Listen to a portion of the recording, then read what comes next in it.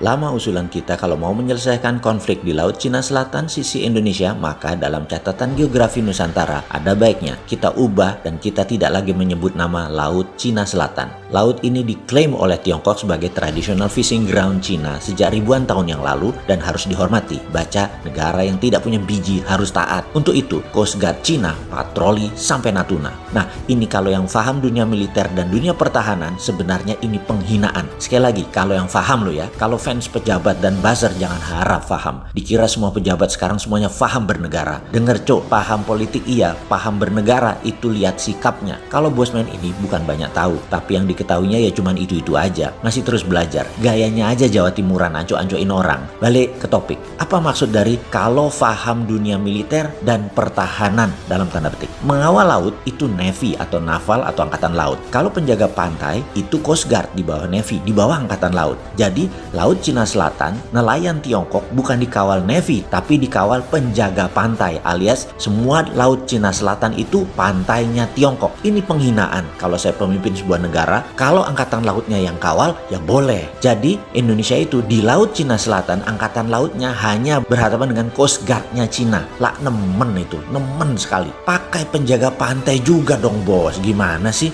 Karena itu kita jauh-jauh hari, sejak 3 tahun yang lalu mengatakan jangan sebut lagi di geografi Nusantara nama Laut Cina Selatan tapi ganti dengan Laut Natuna Utara. Setidaknya dalam garis zona eksklusif 200 mile laut dan kawal dengan Coast Guard kita, nelayan kita itu semua. Berani nggak ubah? Katanya NKRI, katanya Pancasila, katanya membela bangsa dan negara. Takut sama sabda Tiongkok? Ya lawan lah. Oke, maaf, belum kita sudah misu-misu ngegerundel, tapi kita bukan mereka. Kita bukan hanya menghujat seperti buzzer tanpa solusi. Kita kasih solusi. Setuju? Solusi pertama ganti nama Laut Natuna Utara. Karena memang sejak ribuan tahun yang lalu wilayah tersebut adalah tradisional fishing groundnya nelayan kita, nelayan Natuna. Kita harus punya biji untuk mengklaim hal tersebut. Solusi bernegara agar berdaulat kita lanjut seperti ini. Kita awali dengan pertanyaan, apa beda platform dengan program? Nawacita itu platform apa program? Sebentar, ini belum dianggap sinis sama beberapa fans incumbent. Yang sabar dikit, nah apa sih sumbu pendek bener lu ah? Bisa nggak netral dulu bacanya? Saya ini nggak ada niat apapun kecuali memberikan pemahaman akan platform dan apa itu program. Tanpa platform dalam tanda petik, program itu hanya propaganda. Sesederhana itu. Misalnya, program 35.000 megawatt, program pertumbuhan ekonomi 7%, program tidak impor, program anti pengangguran membuat 10 juta angkatan kerja baru. Itu semua program.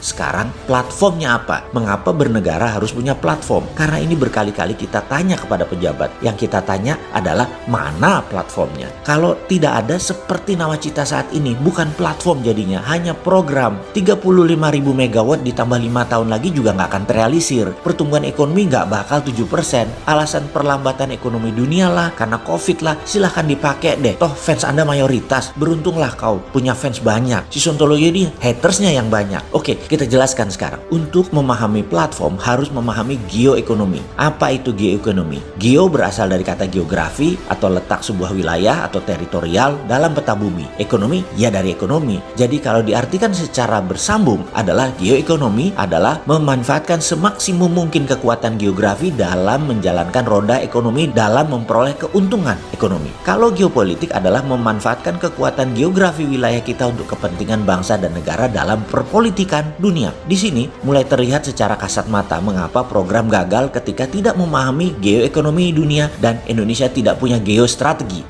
Ngomong-ngomong, paham nggak tuh yang di atas apa yang namanya geoekonomi dalam bernegara? Setiap negara punya strategi geoekonominya. Paham nggak? Apa tugas negara di dalam membangun platform? Yang sayangnya selama menjalankan program pembangunan selama ini tidak ada pondasi tersebut. Oke, ini saya kasih tahu ya, biar sah saya dibilang Sontoloyo, yaitu sok tahu yang selalu mengawal banyak para menteri yang sekarang nggak terlalu paham apa itu platform. Tugas pertama pejabat negara adalah drawing atau redraw map, menarik gambar, tarik garis dan urek-urek peta wilayah Indonesia. Misalnya, warna merah ke arah dalam adalah warna arus import barang. Biru keluar adalah flight capital atau arus uang keluar. Hijau keluar artinya komoditas yang keluar. Kuning panah masuk artinya arus tenaga kerja asing masuk. Petakan map kondisi ini saat ini. Lalu redrawing, gambar ulang. Tarik gambar dan buat peta tadi berubah sesuai dengan keekonomian yang kita inginkan. Misalnya stop hutang, stop import, semua dari redrawing ini. Setelah gambaran ulang tercipta, baru program dibuat. Lah kalau program dibuat tanpa baca geoekonomi ya lucu. Lucu apa geblek ya? Belum lagi kalau kita baca geoekonomi Singapura, geoekonomi Malaysia, geoekonominya Australia. Panah yang kita buat bisa-bisa saling silang, saling tembak. Jangan tanya drawingnya Cina dan Amerika dah. Karena kita nggak ada tarik panah-panah tadi, kita jadi sasaran panah mereka. Semua panah ke kita dan ini sudah terjadi. Itulah saya terkadang bingung. Ini para politikus ngerti beginian nggak sih? Ini para pejabat ngerti beginian nggak sih? Jadi pada ngapain dia selama ini? Kita ingatkan sejarah. Ketika Gajah Mada menyatukan Nusantara di bawah panji gula kelapa merah putih, maka Gajah Mada menarik garis draw maps. Inilah Nusantara. Kemudian program dibuat agar garis platform bernegara tadi tercapai. Jadi pertanyaan terakhir, mana draw mapnya? Masa kita ikut gambar kerja negara lain sih? Ya kita dikerjain lah.